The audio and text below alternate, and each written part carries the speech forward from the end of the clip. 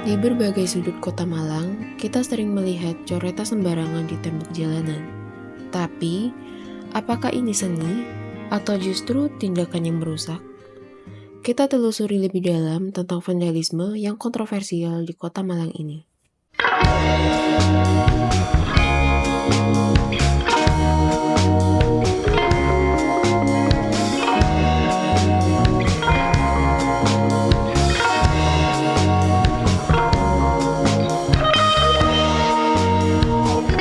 Vandalisme adalah tindakan merusak lingkungan, baik milik pribadi maupun umum, seperti mencoret, memotong, mencuri, atau merusak fasilitas publik.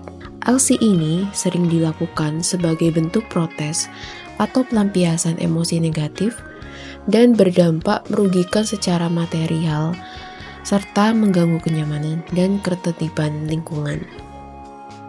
Yang vandal ini menurut saya juga sudah jelas ilegal ya, karena tidak memiliki izin dan isi dalam karyanya merupakan karya-karya yang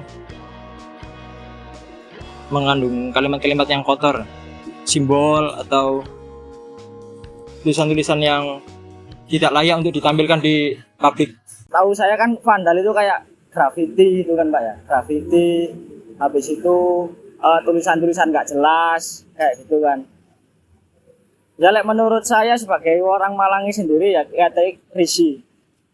Nah, jadi batas antara seni dan kriminalitas itu kerap kali kabur, sehingga hal itu memunculkan beberapa pertanyaan penting terkait ekspresi artistik itu dapat dibenarkan tanpa melanggar aturan. Lantas, bagaimana batasan antara seni dan kriminalitas itu? Graffiti sama vandalisme itu dua hal yang kelihatan mirip tapi tidak sama sebenarnya. Kalau graffiti itu ucapan seni. Ucapan seni ini berarti memang itu ranah keterampilan visual dan ekspresi visual. Graffiti umumnya merupakan ekspresi dari seniman itu dan diterapkan di ruang publik. Seperti itu graffiti.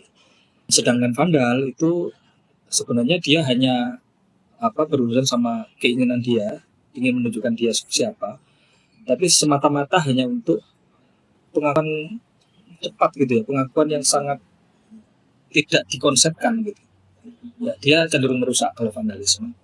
Itu sih perbedaannya. Kalau graffiti tidak merusak, vandal merusak. Prinsipnya dari awal graffiti itu seni. Prinsipnya awal. Seni, mural art juga termasuk dalam seni di ruang publik ya. Tokoh yang terkenal itu setahu saya tidak ada yang masih mengalahkan Banksy. Banksy itu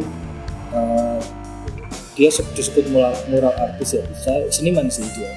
Dia kritik sosialnya keren sekali, tapi pada dasarnya dia seorang seniman yang kritis. Dia melihat situasi sosial, dia proteskan dalam sebuah bentuk mural graffiti. Kadang berbeda tulisan, kadang berbeda gambar.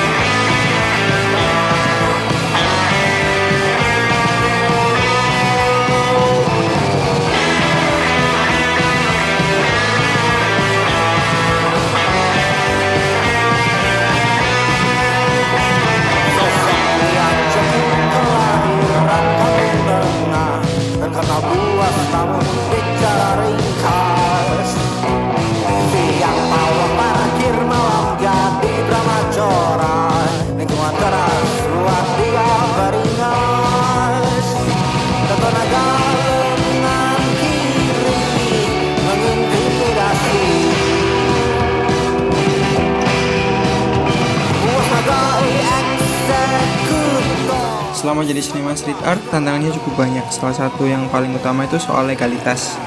Nggak semua tembok bisa digambar seenaknya. Kadang kita juga harus minta izin dulu ke pemilik lahan. Tapi nggak semua orang juga ngerti seni jalanan. Jadi proses minta izin bisa jadi lebih rumit, bahkan sering ditolak karena dianggap merusak atau bikin kotor. Pantangan lain juga datang dari pandangan masyarakat. Kita itu harus punya konsep membangun estetika ruang publik. Tapi karena belum semua orang paham, kadang kita masih dipandang negatif atau bahkan dianggap kriminal. Tapi dari semua tantangan itu, justru disitulah letak seninya. kita jadi beradaptasi lebih kreatif dan berjuang terus supaya street art bisa dihargai sebagai bentuk seni, bukan kriminal. Jadi seniman street art itu nggak instan. Kita harus produktif terus, nyari relasi terus banyak-banyaknya, banyak belajar. Karena itu bukan cuma soal gambar aja, tapi juga soal menyampaikan pesan dan membangun koneksi dengan lingkungan sekitar.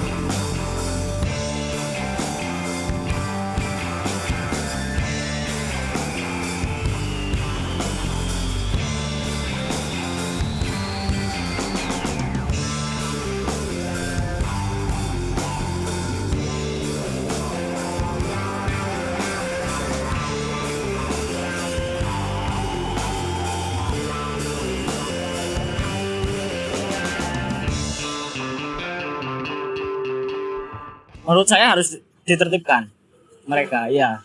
Jadi harus dibuatkan aturan secara tegas, regulasinya harus jelas. Jadi nanti bisa dipidanakan. Jadi ada efek jerah dan nantinya biar nggak terulang lagi. Yaitu melakukan kolaborasi antara pemerintah sama para seniman ya.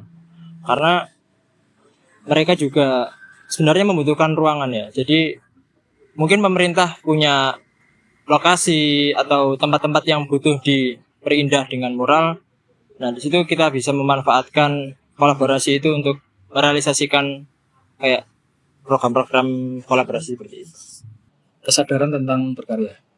Jadi balik lagi ya, seni itu kan pada dasarnya sifat halus yang membuat kita itu peka terhadap apapun, termasuk berkarya ini.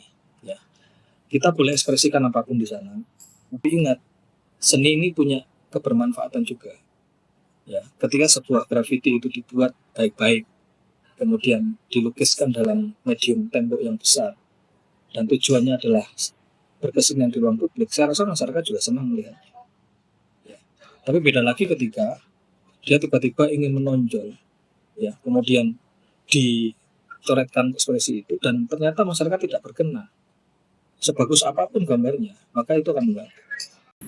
Bisa dibuatkan entah pameran kah, entah ruang terbuka kah. Cuma kembali lagi, kalau sudah ada aturan, jadi yang ilegal yang di jalan, pinggir jalan itu bisa ditertibkan. Contoh penangkapan secara langsung, nanti disuruh ngecat ulang kah, gimana kayak gitu sih.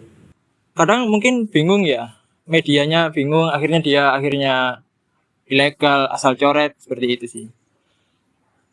Pemerintah perlu melek lihat para seniman grafiti itu untuk dirangkul. Perlu menurut saya. Satu kasus saya pernah melihat di Melbourne, Australia, itu ada satu gang di daerah Swanston Street. Ya, gang itu memang tempat untuk para artis grafiti. Yang menarik kala itu tahun 2018 saya kesana. Saya berusaha memotret grafiti itu pada saat mereka berkarya. Rupanya nggak berkenan. Mohon maaf Pak, sebaiknya Anda lihat langsung saja.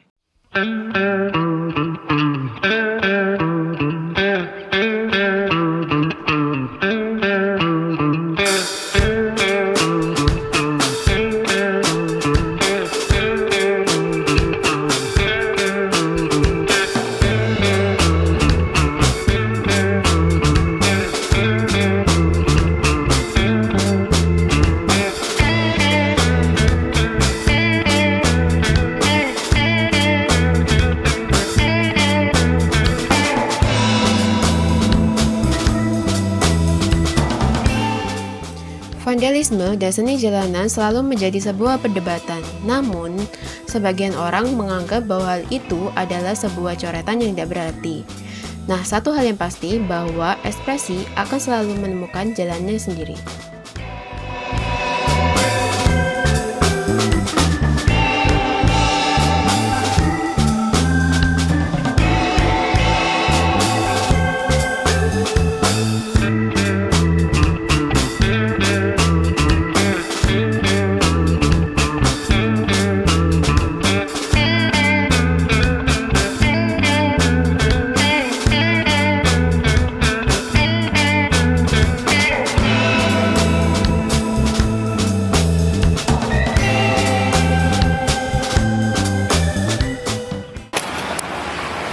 Smiling, smile.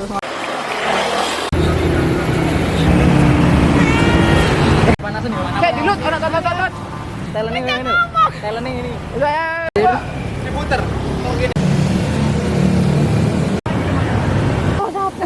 Yo ambek rokokan. Kau oleh. Wes. Angkat. Lihat. Ya Allah, dia minta banter ya.